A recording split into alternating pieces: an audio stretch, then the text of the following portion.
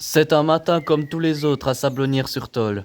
Cette famille vit sous le joug d'un adolescent hors de contrôle. Victor, tu coupes? Non. Tu fais ta chambre? Non.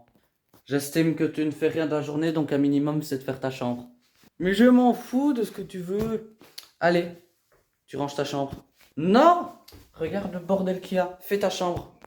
Victor, dépêche-toi. Ben non! Dépêche-toi. Ben non! Ben moi je te dis que tu vas y aller. J'ai pas envie. Ben si. Allez, dépêche-toi. Putain, rends-moi ça. Allez, dépêche-toi. Lâche. Dépêche-toi. Lâche. Non. Lâche. Lâche. Non, y a pas de lâche.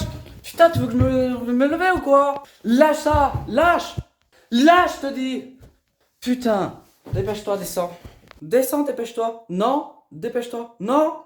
Faut que je fasse quoi? Que je coupe le courant? Non. Tu vas faire quoi avec mon téléphone? Je prends le téléphone. Non. Oh. Oh. Tu te calmes? Tu commences à me gaver, toi. Je te prends, je vais t'éclater ta race. Putain. Oh. Lâche ma manette. Lâche ma manette. Stop, stop, stop, stop, stop. Lâche ma manette. Il s'appelle Victor, il a 18 ans. Derrière ce visage d'ange se cache un démon capable du pire. Depuis que son père d'adoption a quitté la maison, la famille vit dans la peur au quotidien. Tout puissant au sein du foyer, Victor impose sa loi. La mission de Clément s'annonce plus délicate que jamais. Quelques heures après l'altercation de la journée, La tension est encore vive entre Chantal et Victor. La mère de famille ne supporte plus que son fils déscolarisé ne lève pas le petit doigt à la maison. Victor, il faut que tu fasses la chambre parce que je te l'ai demandé depuis ce matin. Je préfère écouter plus la musique que ta voix. Je préfère que tu te bouges les fesses. Mais je m'en fous de ce que tu veux. T'as cru que j'allais bouger? Bah tu vas bouger. Parce que je bouge vraiment à l'intérieur. Viens, viens. Descends, Victor. Non. Arrête de me donner des ordres là. Tu te dépêches? Non. Tu vas faire ta chambre, Victor.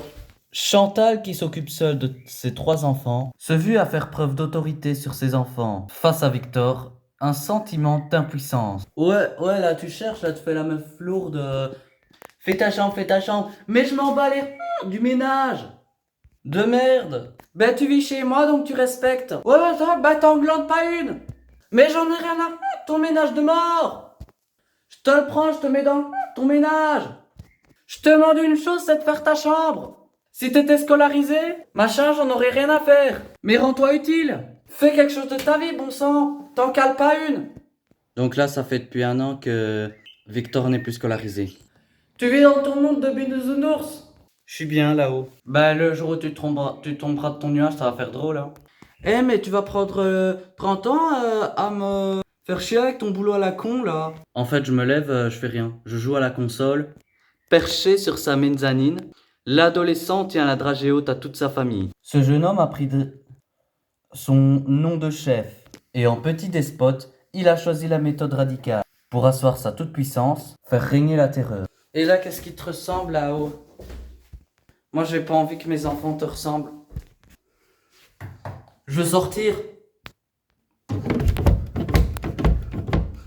Tu me donnes les clés? Je les ai pas.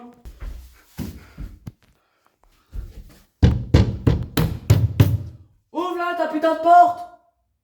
Quentin à la maison, il tape sur les murs. La dernière fois, il a cassé une raquette de tennis. Je reproche à Victor de parler mal, de ma famille, de tout le monde, quoi. Et qui respecte pas ma mère. Parfois, il lève la main sur maman. Manipulateur froid, il a su instaurer un climat de peur à son foyer. et tout ce qui l'entoure, ses souffres-douleurs de prédilection, sa mère, et surtout son petit frère, Louane, 8 ans. Maman, oui. Pourquoi la fenêtre, elle s'ouvre dans l'autre sens? Parce qu'il faut l'ouvrir dans l'autre sens, tête de con. Tu lui as dit quoi? Tête de con. Et tu n'insultes pas? Ouais, mais franchement, il commence à me gaver, faire l'handicapé. Il fait l'handicapé, il a 8 ans. T'en as 18, Victor, quand même. Ta gueule. Je te dis bien ta gueule. C'est à qui que tu dis ta gueule? À Maël. Et fermez sa grande. Il a la gueule un peu trop ouverte, lui. Ben, s'il faut te la faire fermer, Maël, j'ai un marteau, hein. Je peux te casser les dents une par une. Pourquoi des fois tu me tapes et tu nous fais peur? Parce que j'aime bien taper à toi. Toi, t'as une tête à claque. Toi, ça t'éclate. Toujours frapper, ça t'éclate. Bah ouais, franchement, l'insulter, ça me détend. Victor, moi aussi j'ai envie de me défouler. Tu vois, je me défoule pas contre toi, contre... Ferme ta gueule.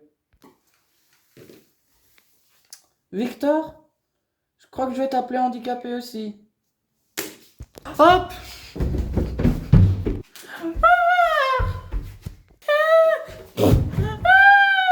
Enlève-toi de là, arrête de le frapper.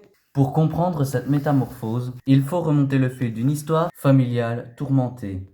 À 17 ans, Chantal fait la première fois connaissance. Dans la foulée, elle donne naissance à Victor. Mais cette idylle se transforme en un véritable chemin de croix pour la mère de famille. Au bout de 2 mois, jusqu'à son père m'a vraiment violenté et que j'ai fini à l'hôpital. En mère protectrice, Chantal a décidé de fuir avec son bébé, loin de son dangereux compagnon. Une fois en sécurité, elle se met rencontre avec Bruno. Victor est alors âgé de 2 ans. Et quelques années, le père prend son rôle de père adoptif.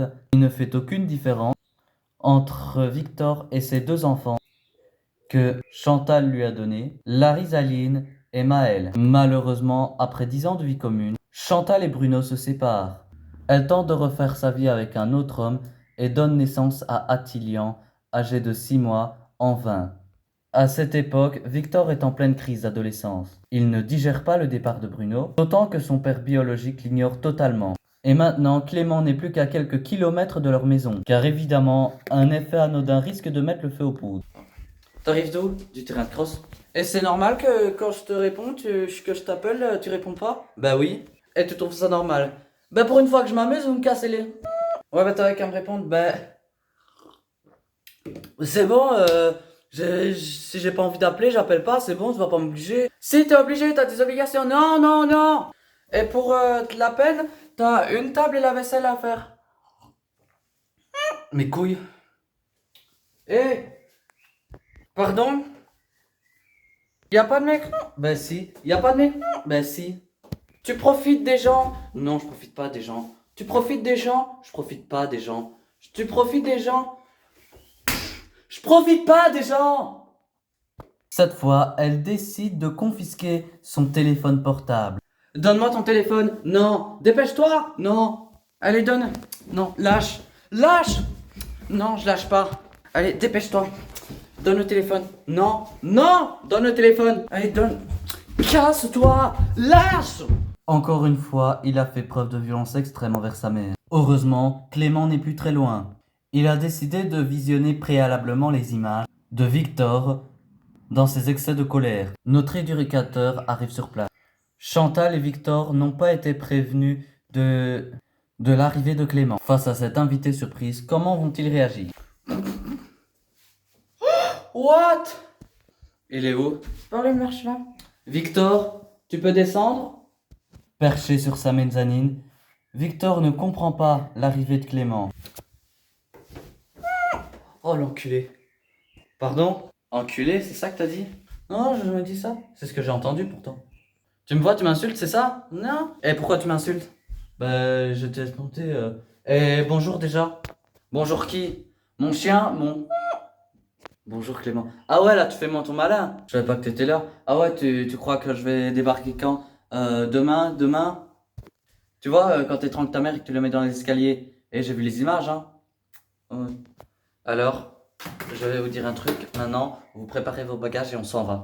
Allez, hop, bagages, n'oubliez rien. Là où je vous emmène, je vous dis tout de suite, il va faire très froid.